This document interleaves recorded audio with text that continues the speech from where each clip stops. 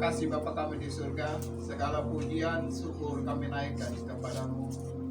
Terima kasih juga Tuhan, kalau hari ini kami masih boleh beribadah kepada-Mu. Kami boleh memuji, membesarkan nama-Mu. Dan biarlah lagu ini Tuhan, boleh keluar dari hati kami, bahwa hanya Engkaulah satu-satunya Allah yang sanggup melakukan segala perkara. Engkaulah sandaran kami, Engkaulah pengharapan kami. Dan kalau di hari-hari yang lalu mungkin kami gagal dalam kami menyikapi masalah persoalan yang kami hadapi, tapi hari ini kami mau dapat kekuatan yang daripada Tuhan, bahwa hanya dekat kepada Engkau, hanya mengandalkan kepada Engkau saja kami boleh menjadi kuat. Terima kasih Bapa di surga. Sebentar Tuhan kami mendengar sebagian kebenaran firman Allah. Biar Tuhan berbicara kepada kami, berbicara kepada umat-Mu hari ini Tuhan, supaya kami didapat kekuatan yang baru. Ketika kami mau memasuki tahun 2022, kami dibekali oleh kebenaran firman-Mu. Terima kasih Tuhan Yesus, terima kasih Roh Kudus. Waktu ini kami serahkan kepada-Mu Tuhan. Biarlah hanya kekuatan daripada Tuhan yang dapat kami lakukan. Di dalam nama Tuhan Yesus, kita yang siap mendengar kebenaran firman Allah, kita berkata amin. Silakan duduk Bapak Ibu sekalian dikasih Tuhan.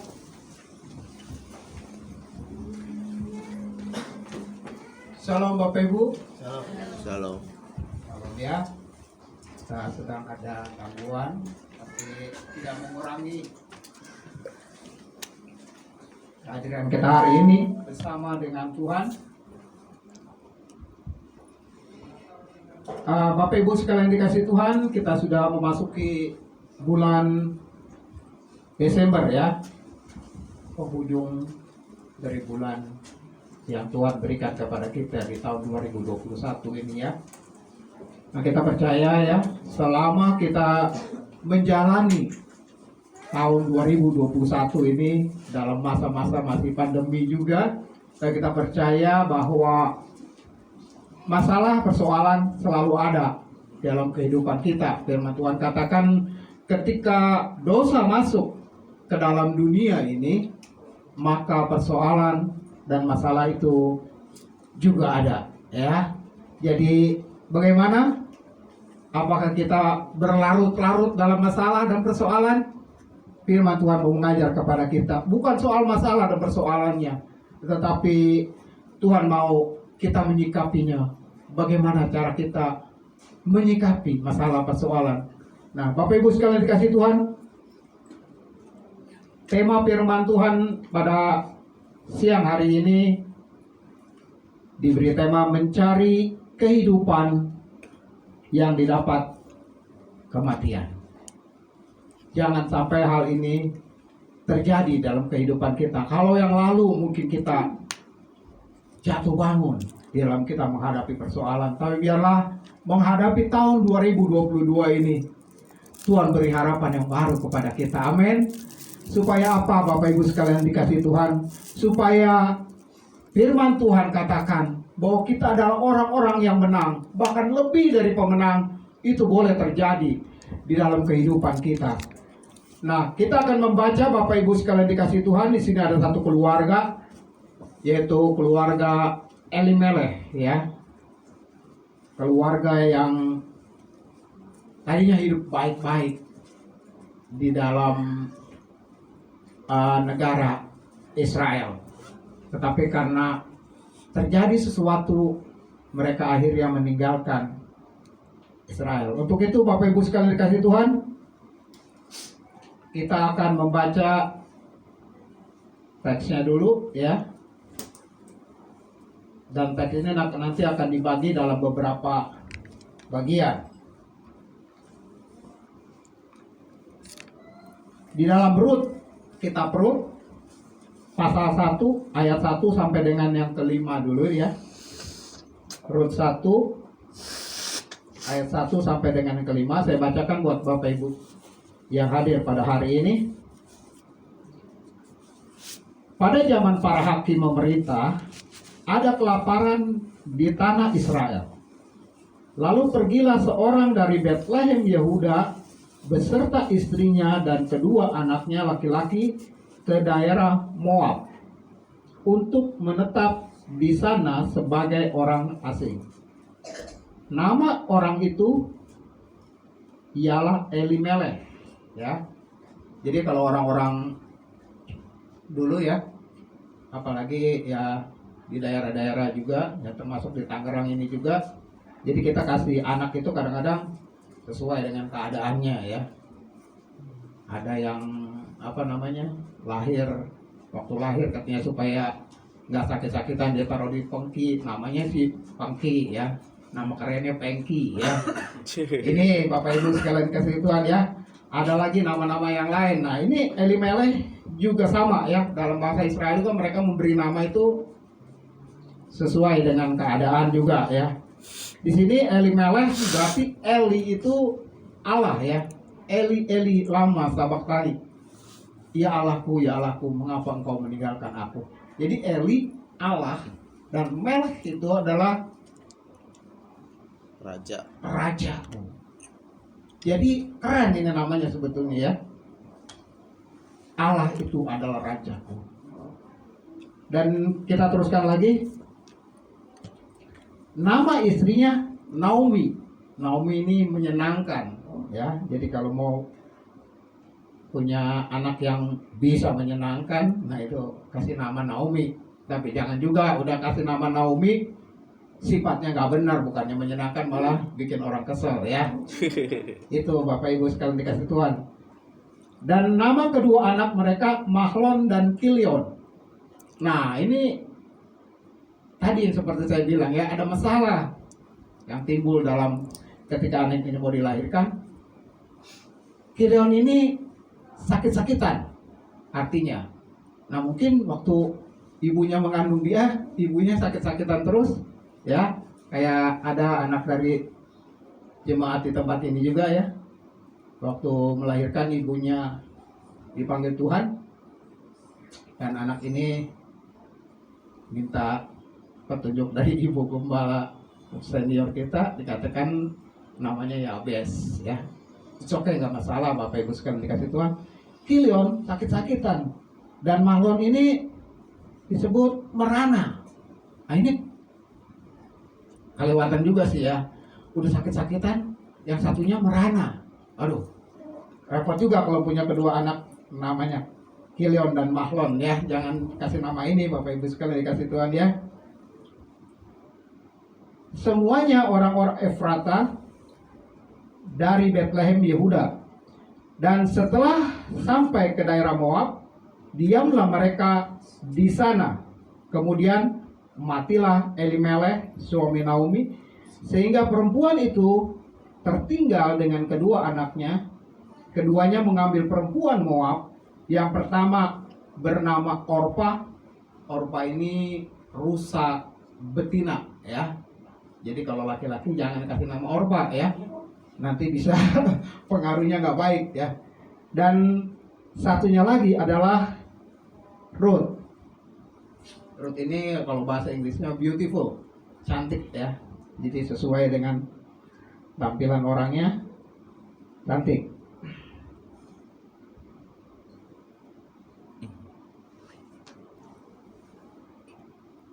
Dan mereka diam di situ kira-kira 10 tahun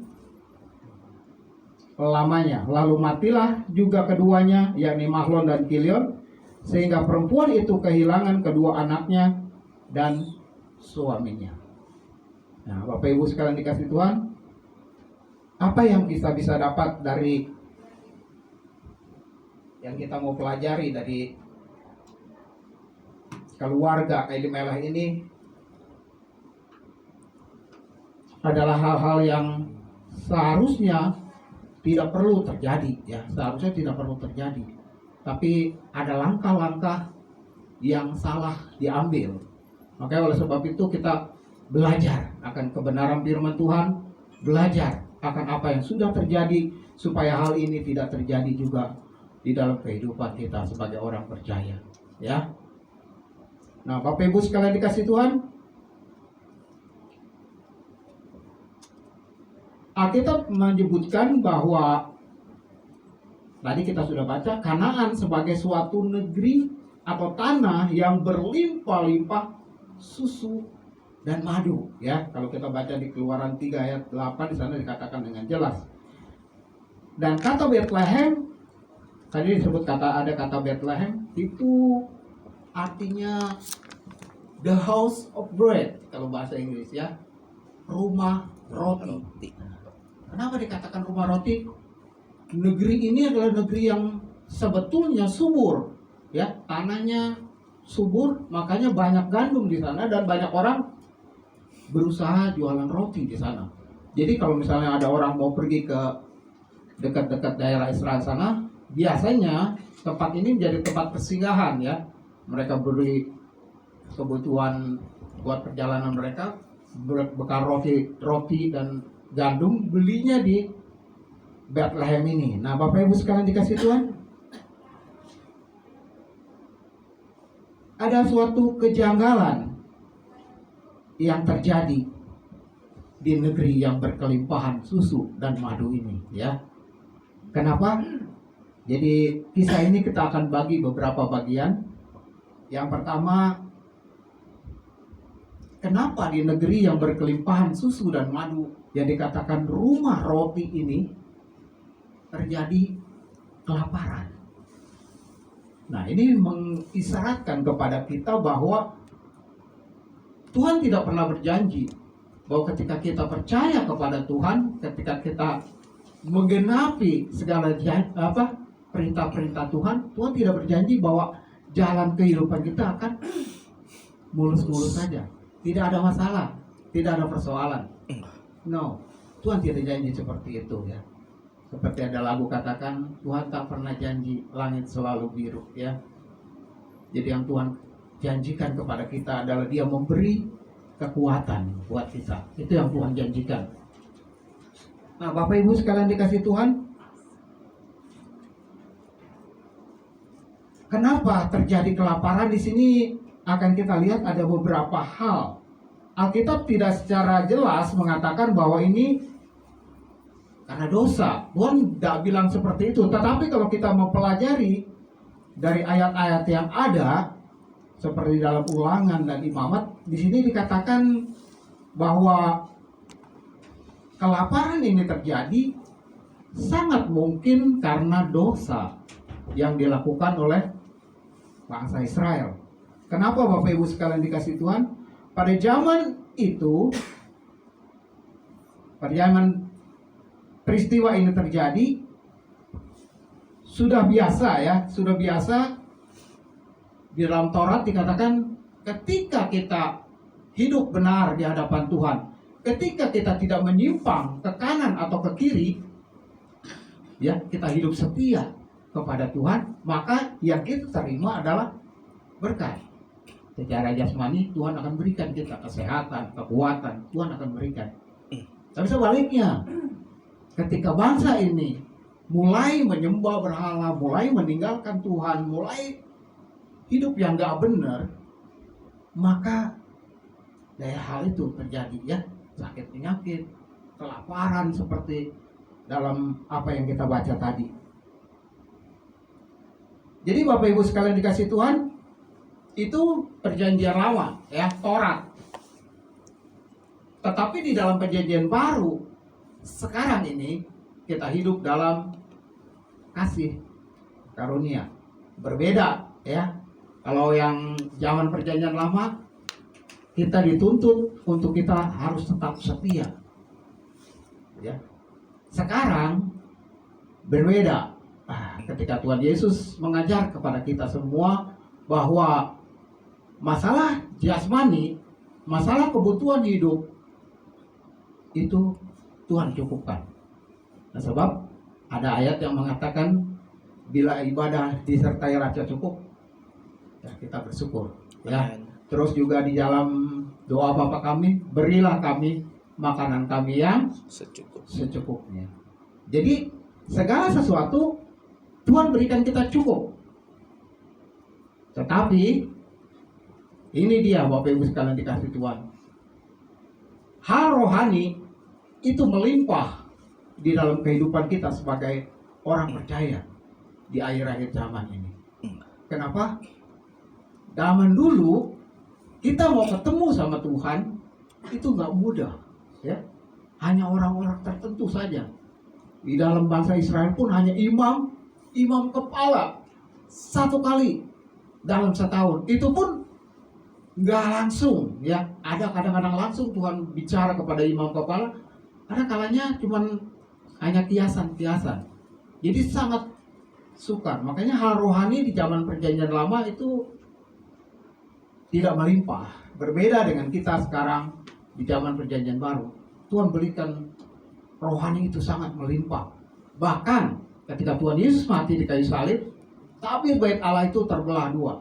Berarti batas antara ruang suci dan ruang maha suci sudah tidak ada lagi. Maksudnya apa Bapak Ibu sekalian dikatakan? Kita sebagai orang percaya saat ini tidak perlu ruang, tidak perlu waktu, tidak perlu tempat di mana kita harus bertemu dengan Tuhan. Pada saat ini, detik ini, ketika kita berdoa kepada Tuhan, itu kita langsung ketemu dengan Tuhan. Kita boleh memanggil Dia, ya Aba, ya Bapa. Ini kemurahan Tuhan yang luar biasa Bapak Ibu sekalian dikasih Tuhan, ya. Tapi berbeda di zaman Elimelech ini, ya. Di zaman Elimelech ini terjadi kelaparan. Itu bisa disebabkan karena mereka menyimpang, ya, menyimpang dari apa yang Tuhan sudah tetapkan, ya. Tetapi kita juga harus mengerti juga Bapak Ibu sekalian dikasih Tuhan, ya. Jadi sekalipun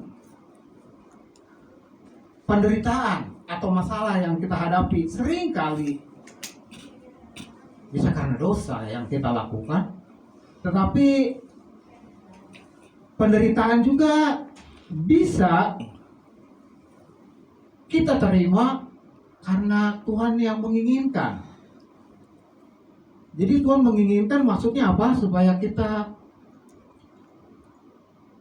diuji Tuhan, ya, supaya kita naik kelas, naik level. Jadi Tuhan nggak mau kita hidup iman percaya kita sebagai orang Kristen percaya hanya tetap percaya seperti itu saja. Tuhan mau kita terus. Tuhan katakan, aku mau supaya engkau naik dan tidak turun, menjadi kepala dan bukan ekor. Itu keinginan daripada Tuhan.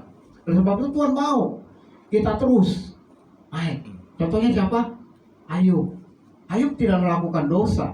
Dan Tuhan katakan dia orang yang percaya kepada Tuhan dan begitu saleh hidupnya. Jadi sebetulnya Ayub nggak berdosa, nggak melakukan dosa di hadapan Tuhan, tetapi tetap masalah persoalan itu datang, ya. Makanya kita yang saat ini mungkin di tahun 2021 banyak masalah persoalan yang kita hadapi, kita jangan ngeluh, ya. Yang Ayub saja yang udah hidup benar di hadapan Tuhan lu masih ngalamin, apalagi kita, ya. Jadi kita percaya aja, ya, bahwa apa yang Tuhan berikan ada maksud dan rencana daripada Tuhan. Makanya kalau kita ketemu saudara kita, ya, teman kita atau mungkin yang sedang mengalami masalah, persoalan, kita jangan menghakimi, ya. Dan kita katakan, wah, Bapak ini banyak dosa ini, ya kan?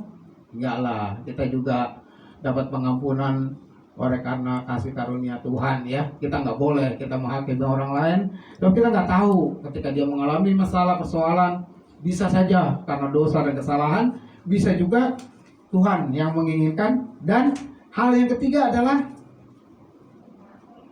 Tuhan punya rencana, Tuhan punya kehendak.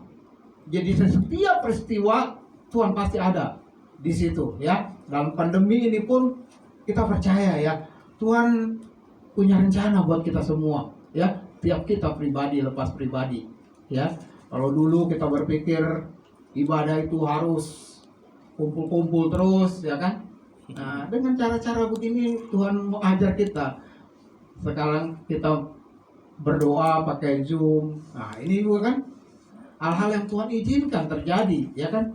Jadi Tuhan mau di setiap masalah, di setiap musim hidup kita harus mengerti akan kehendak dan rencana daripada Tuhan. Ada lagi Bapak Ibu sekalian dikasih Tuhan, kalau tadi karena dosa. Yang kedua, ini waktu Elimelek hidup ini di zaman hakim-hakim. Jadi hakim-hakim ini setelah Musa memberikan tongkat estafet kepada Yosua, Yosua memerintah, dan akhirnya Yosua juga wafat, dan saat itu diteruskan oleh hakim-hakim yang ditunjuk oleh Tuhan, ya. Nah, di zaman ini ada suatu siklus yang terjadi, dan ini berulang-ulang. Jadi Israel ketika dipimpin oleh seorang hakim, mereka taat, mereka diberkati oleh Tuhan luar biasa. Dan ini dia jeleknya bangsa Israel ini. Ketika hakim ini meninggal, ada kekosongan, mereka berbuat gak benar lagi, menyakiti hati Tuhan lagi. Nah, Tuhan kasih dia masalah lagi, ya kan? Akhirnya dia menjerit lagi, Tuhan ampuni lagi, Tuhan berkati lagi. Ini kejadiannya terus menerus sampai kepada zaman daripada Elimelek ini, ya. Nanti kalau kita baca di ayat yang selanjutnya, di ayat yang ke-6 itu Israel dipulihkan setelah 10 tahun mengalami masa kelaparan. Dan dikatakan juga di sini, jadi bukan hanya dosa, tetapi juga bangsa Israel ini hidup semau-mau sendiri, ya. Ketika nggak ada hakim, dia hidup mau-maunya dia sendiri. Nah, itu yang terjadi Bapak Ibu sekalian dikasih Tuhan. Jadi secara singkatnya, bahwa kelaparan yang terjadi pada zaman Elimelek ini kemungkinan besar adalah kesalahan daripada umat itu sendiri, ya. Amin. Karena mereka sudah mulai bermain hati, ya. Mereka mulai lirak-lirik ke sana kemari, karena itu hal ini terjadi. Dan hal yang lain yang Bapak Ibu sekalian yang tadi saya sudah katakan, bisa juga karena Tuhan sedang bekerja untuk melaksanakan rencananya. Kalau kita membaca di dalam Matius 1 ayat 5 sampai 16, nanti di rumah Bapak Ibu boleh baca. Di situ ada silsilah, ya, silsilah daripada Tuhan Yesus. Dan di situ kita melihat ada Rut dan Boas. Nah, ini leluhur daripada Yesus, ya kan?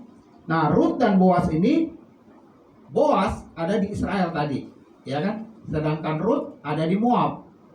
Bagaimana mungkin hal itu bisa terjadi kalau Elimelek nggak menerima kelaparan dan akhirnya dia pindah ke Moab, ya? Jadi ada unsur keinginan atau kehendak atau rencana dari Tuhan, ya. Tapi ya itu Elimeleknya, karena dia nggak melakukan apa yang benar di hadapan Tuhan, akhirnya dia masuk ke dalam rencana itu. Makanya di sini dikatakan Tuhan punya rencana yang harus digenapi, ya. Seperti misalnya Yudas Iskariot, ya. Yudas Iskariot memang harus ada nanti orang yang mengkhianati Yesus. Dan Tuhan sudah tahu Yudas yang akan mengkhianati. Tetapi Tuhan beri kesempatan kepada Yudas untuk dia bertobat, ya, untuk dia mengenal Tuhan secara benar. Tidak setengah tahun Tuhan berikan waktu kepada dia untuk dia mengenal akan Tuhan, tetapi nyatanya sampai terakhir dia tidak kenal siapa Tuhan itu. Dia tidak percaya kepada Tuhan. Makanya dia masuk ke dalam rencana itu, ya. Jadi bukan Tuhan yang merencanakan, tetapi dia masuk ke dalam rencana itu. Dan rencana Tuhan itu harus tergenapi. Nah, itu hal-hal yang terjadi ketika kelaparan itu menimpa bangsa Israel. Nah, hal yang kedua, bagian kedua, tadi bagian pertama, kenapa terjadi kelaparan? Yang kedua, cara atau sikap kita menghadapi masalah atau dalam hal ini kelaparan. Nah, ini yang penting Bapak Ibu sekalian dikasih Tuhan. Kenapa? Tadi saya sudah katakan kita mungkin di tahun 2021 menghadapi masalah kita jatuh bangun ya. Kita sepertinya nggak beda sama orang di luar sana. Kenapa seperti itu? Coba kita akan pelajari Bapak Ibu sekalian dikasih Tuhan ya. Yang dilakukan oleh Elimelech dan keluarganya ini ada dua hal ya. Dua hal. Yang pertama, ada hal benar yang tidak mereka lakukan. Yang pertama ya, ada hal benar yang mereka tidak lakukan. Dan yang kedua, ada hal yang tidak benar yang justru mereka lakukan. Nah, ini kita perhatikan baik-baik ya Bapak Ibu sekalian dikasih Tuhan. Ada hal benar yang tidak mereka lakukan. Kita pelajari itu dulu ya. Apa itu hal benar yang mereka tidak lakukan? Yang pertama, selama kita membaca Elimelech ini, mereka tidak berdoa terlebih dahulu untuk meminta pimpinan Tuhan. Penting Bapak Ibu sekalian dikasih Tuhan ya. Dalam kehidupan kita sering ada masalah, persoalan, kita duduk di bawah kaki Tuhan, tanya sama Tuhan ya. Dan seringkali seperti itu Bapak Ibu sekalian dikasih Tuhan ya. Ketika saya menginginkan sesuatu atau merencanakan sesuatu, saya selalu tanya sama Tuhan. Dan saya minta bukti. Apa buktinya Tuhan? Berikan saya bukti. Nah, dari situ saya baru dapat jawaban dari Tuhan. Oh, berarti Tuhan berkenan. Dan saya lakukan. Dan akhirnya sesuai dengan apa yang kita rencanakan. Nah, ini yang tidak dilakukan oleh Elimelech. Ya.